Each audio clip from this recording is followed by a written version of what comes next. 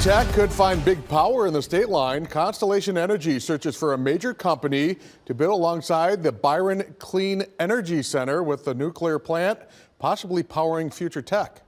County leaders in Constellation Energy start 2025 looking to develop land and new business. And one option is a data center, the kind powering artificial intelligence.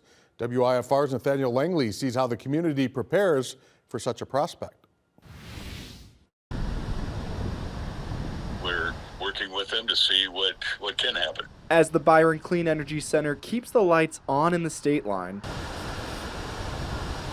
local leaders and Constellation Energy plan for the future, where the nuclear plant could power artificial intelligence data centers. The area looks good for such a project, and it looks like it may fit there very well for the power supply. The Byron nuclear power plant produces enough electricity to power about 1.7 million homes. Now compare that to some of the biggest AI data centers, which need the same electricity as 700,000 homes.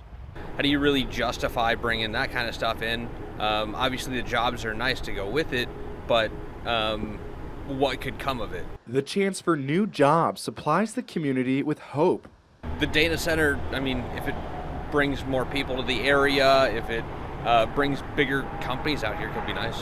Any kind of development would increase the value of the property, thus increasing tax revenue. Constellation Energy says no decision has been made on what's coming to these 524 acres. Larson sees an open road of possibilities.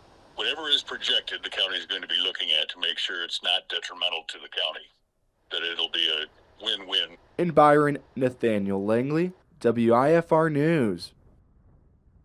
In a statement to WIFR, Constellation Energy says it hopes to attract major companies to the area. The company highlights its carbon-free electricity as appealing to the market.